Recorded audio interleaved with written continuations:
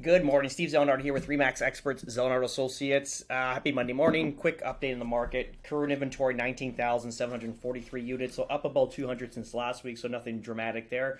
It's 618 selling, so we've been between that 6 and 700 selling mark per week, which is quite average, almost 100 units per day selling. Inventory's not packing up realistically. We'll see what happens now going forward.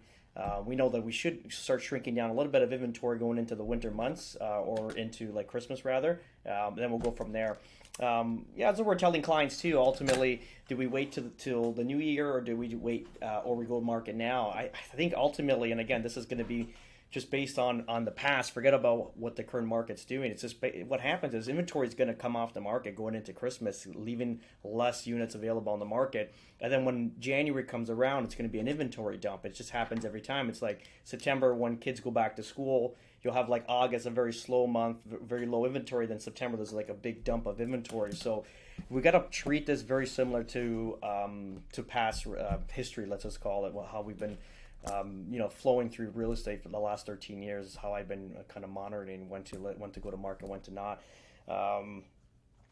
I sold one of my duplexes over the weekend. Sold it firm. Thankfully, that's good. Happy to get that out. To be honest, I think ultimately, if you look at it, we'll probably come out of that one clean. Let's say because the money invested into the property. Obviously, we've made passive income over the last, let's say, 3 years and positive passive income over the last 3 years. We're able to subdivide two lots off the back. We made $630,000 in cash off the back, and then with the house. So it looks like we were just going to squeak by very clean out of the house, make no profit on it, get our capital back and the capital we invested into it. But again, it frees up more capital going forward. Well, my fear is, and I got to you gotta just look at history, right? My fear is 88, 89 Canada. And I'll give you an example of this, and I'll base it on when these properties were selling, then they went to the height, and then ultimately when I got into real estate, literally almost, I don't know, how is it? It must have been, yeah, about 20 years later, let's just call it. So if you know Woodbridge very well, there's a very posh place that was considered the most poshest place. It was called Behind the Wall, Weston Road. Beautiful. There's still that brick wall going across. I still love it in there, to be honest. So Behind the Wall was selling. Obviously, my dad was actually a carpenter. Obviously, he framed a lot of the townwood houses in that community, so we have like a little bit of an attachment to it. So those we were selling in the beginning like 300,000-400,000. The height of the market, they were selling for like $700,000-800,000. These are beautiful houses, 3,000-4,000 square feet, great lots. It's behind the wall. It's got the prestige to it too. But at the height of like 88, 89, those things are selling for like $800,000. And those things went, if you follow the MLS listings, those things went from, so remember, that's like doubled in value, right? They went from like 8 to, you see, like you follow the listings when they get on the market, 8, 7, 6, 5, 4, and then it went down to like 3.5 to 400,000, kind of like stationed there. That was like the average rate for a house in that market. And by the time it got back to 800,000 is when I got into real estate. So that's like 88, 89 is the height of the market. When I got into real estate in 2009, 2010, those properties starting to see that 800, 850 mark come back. Almost 20 years to get that value back. That's my fear with currently holding any properties right now, like especially investment properties. If it's a personal residence, it's long term, fair enough. Unless you want to cash out, move that, get into something smaller. We're doing that segment. Mike's doing that segment. This for that. Sell this home, buy that home, save money, pay off debt, and still live a really good life. But it's like for investment properties, I don't see the value to hold on to them currently right now. There's a bottoming period that we still have not hit. So why not buy these things at a lot cheaper? And this is my fear, where I'm going to hold on to, let's say, this duplex. I could have been a prick and said, yeah, I'm not doing the deal. Like I bent over backwards 2-3 times just to kind of get this thing sold. In a normal market, clearly you tell them to take a hike, but in a market like this, where this is the only buyer willing to paying money for this property, committed to the closing, you got to take advantage of it, because what looks bad today we don't know what tomorrow's going to look like. Is it going to look better, or is it going to look a lot worse where you kick yourself in the ass? So let's just say now where we're going to pull out $250,000 of equity.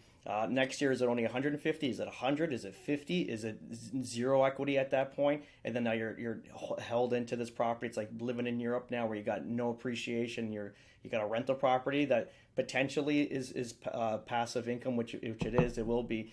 But at the same time, you're holding it for what, $1,000 a month of passive income? Is that enough, or do you pull out your 250 now, sit tight, stick it into GIC, get 5-6% on that investment, and it's safe. And then when the market bottoms out, you buy back in. Yeah, this is where I'm troubling now, where it's like, hey, fast forward, let's say 1 year, 2 years from now, is this thing worth half its value? And and I don't want it. I have no love for the property anymore. It'll be more of a pain in the ass to hold on to because I got zero love for it. Since we cut off the 2 lots off the back, I really fell out of love with the property. I didn't want it anymore. Yeah, that's just the thought process now. I'm just trying to, I'm glad this is off my plate. That money's coming home third week of Jan, which is great. What else? Yeah, I think that's just my fear, right? Plus the mortgage is on it. Because we split the lots off the back. So when we got into it, we had favorable terms.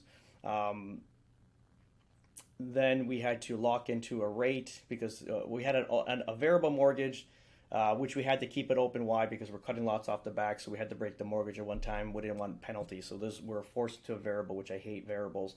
Always did. And this is the only property I did have a variable on.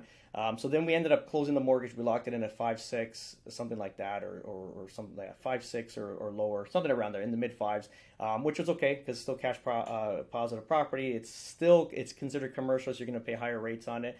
And then what happens is when the bank found out that when we registered and sold the properties off the back, they gave us a call and said, hey, we can't obviously finance the deal because you've cut land off the back, which you got to do these kind of things anyways to get ahead in life. Like you kind of utilize one for the other. So then we had to get into a commercial loan, which brought it to probably, I think we're at 6.9%, which is not horrible considering it's commercial and it's a 1-year term. In 1 year now, so this is another thing in my mind. So in 1 year from now, we have to refinance the property, and then what are we into? Still, it's considered commercial at that point. Do we have to, get into higher rates or keep it at the same rate? So basically, right now we're paying no principal down on the property. It's very low principal and all interest, which I despise that. Right? It's like you're working for no reason. So. Yeah, so many thoughts, and this is why we unloaded it. I have one more property to go. That one I don't really care about too much. That's paid in cash. It's got no mortgage on it, so I'm not affected by any rates, so we're fine with that. So we'll see what happens. If that flips, it flips. If it doesn't, we'll keep it. And then that's it. What happens with this money now is stick it in a GIC temporarily, make some money, and then we're going to start converting it into US dollars and obviously apply it to what we're doing out here. That's the whole point. Yeah, that's pretty much it, guys. If you have any questions regarding the market, you want to get to market, you have some doubts of going to market, or your house is not selling, you want to have a conversation with another realtor, give us a call. We'd be happy to take it. Well, we're going to set up obviously the Calendly type meetings where you can kind of have like a 10-15 minute conversation, free of no charge obviously, and have like a high level conversation with agents that will give you financial solutions rather than false hope. So yeah, give us a call. We'll be happy to have a chat with you. Have a great day. Bye-bye.